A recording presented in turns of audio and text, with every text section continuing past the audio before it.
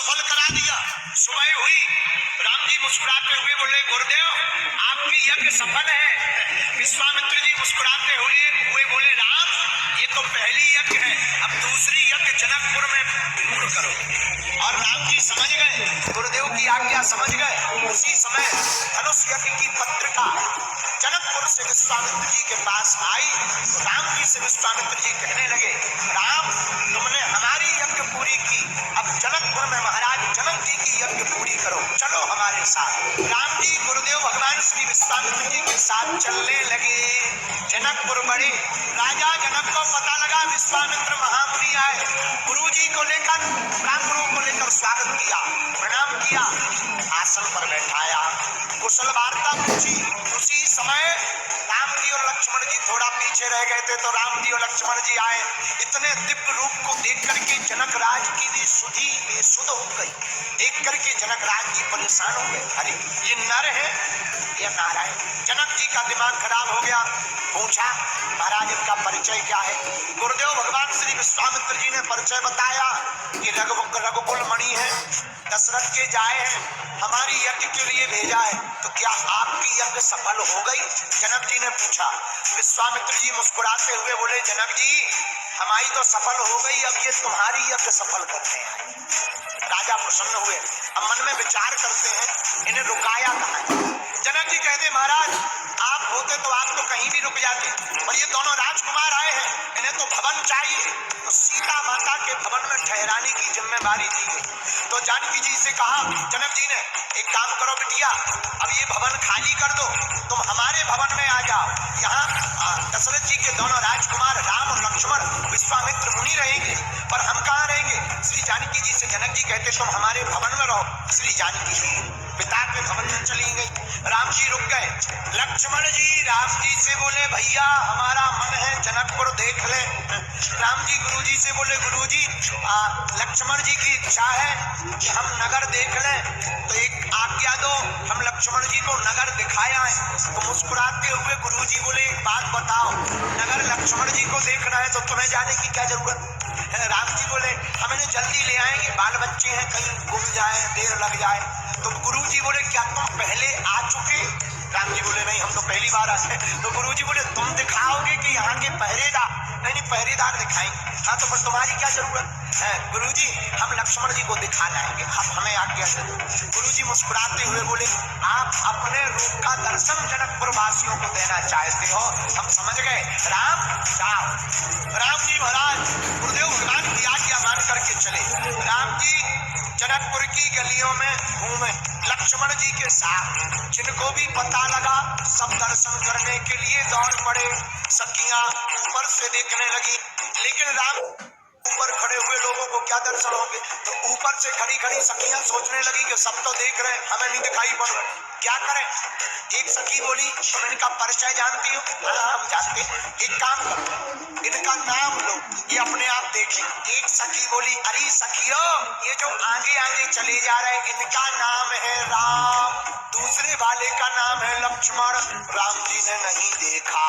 लक्ष्मण जी धीरे से बोले महाराज कुछ दर्शन वाले ऊपर खड़े। राम जी बोले नीचे देखो। सखियां बोली नहीं देख रहे। तब तक दूसरी सखी बोली एक काम करो इनके बाप का नाम।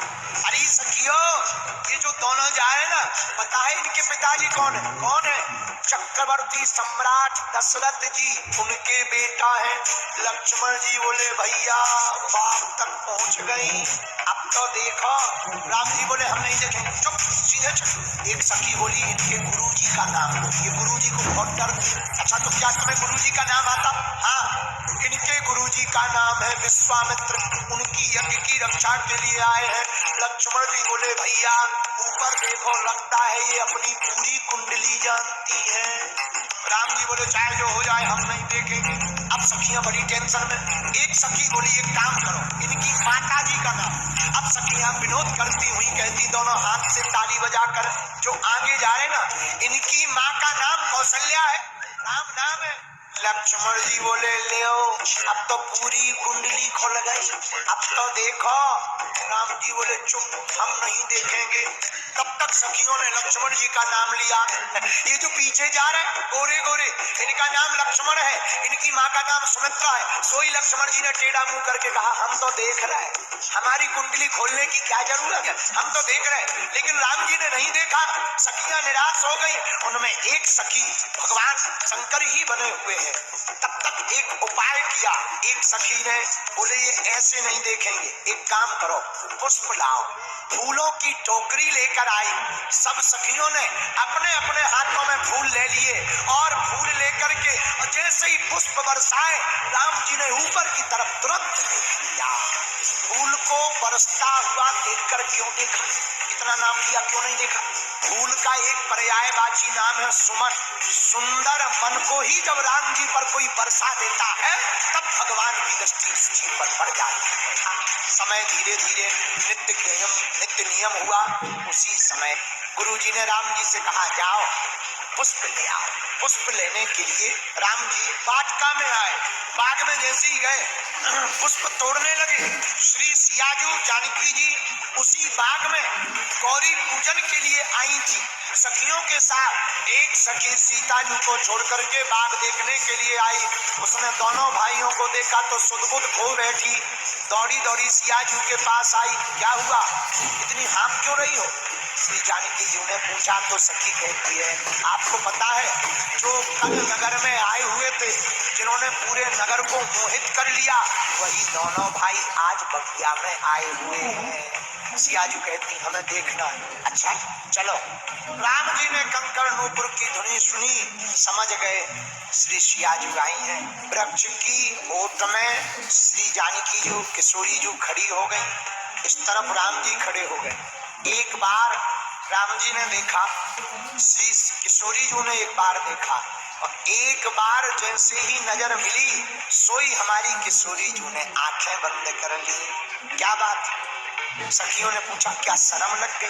नहीं नहीं। फिर श्री किशोरी जी कहती हैं ये जो रूप माधुर्य है, इतना सुंदर प्यारा चेहरा है, हमने देखकर आंखें इसलिए बंद कर ली कि कुछ देर बाद ही तो चले जाएंगे, लेकिन इनका रूप माधुर्य हमारे आंखों से ना चला जाए, इसलिए अपने नैनों में बसा लिया। सखियां कहीं सेवा करके श्री सियाजू ने गौरी अम्बा का पूजन किया, प्रार्थना की, पुष्प लेकर के आए।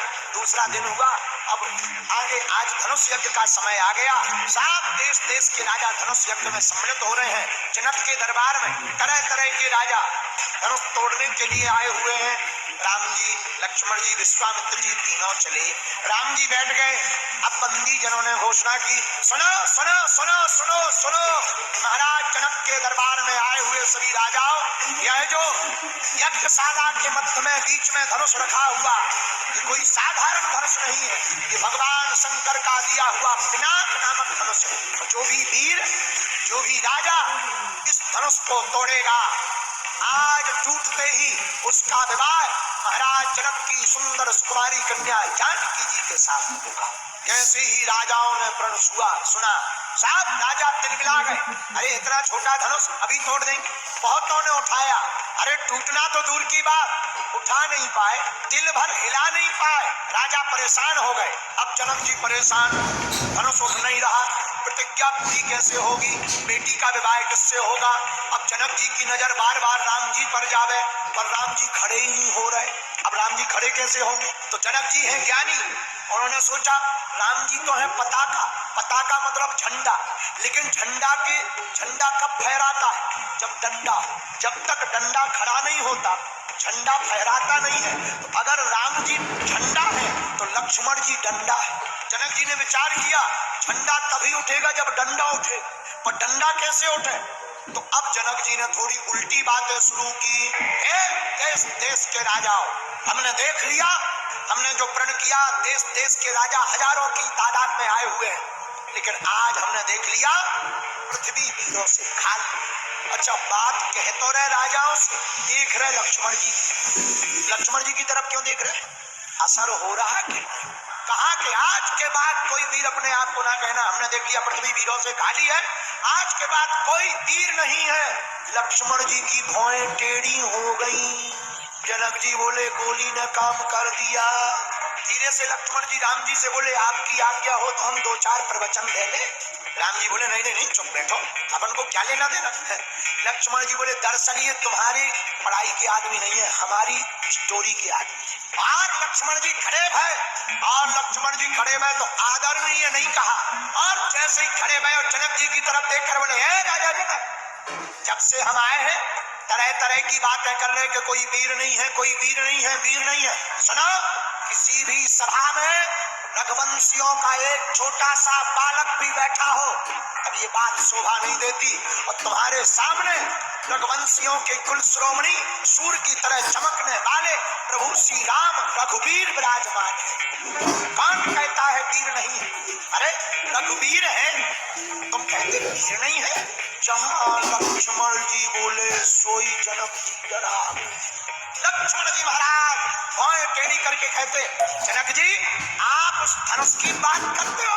अरे हमारे राम जी का अनुशासन मिल जाए धनुष तो ठीक है, हम अभिमान में नहीं प्रभु के स्वभाव में कहते हैं धनुष तो छोड़ो, पूरे ब्रह्मांड को उठा करके ले जाए। और केवल ब्रह्मांड को उठा नहीं लेंगे, जिस प्रकार कच्चे घड़े को हाथी अपने पैर से मसल देता है, हम भी पूरे ब्रह्मांड को मसल देंगे। लक्ष्मण जी की बातें सुनी, सांप डर गए, पृथ्वी कांप गई, लेकिन किशोरी जो श्री जानकी बोली बात गजब जानकी जी प्रसन्न।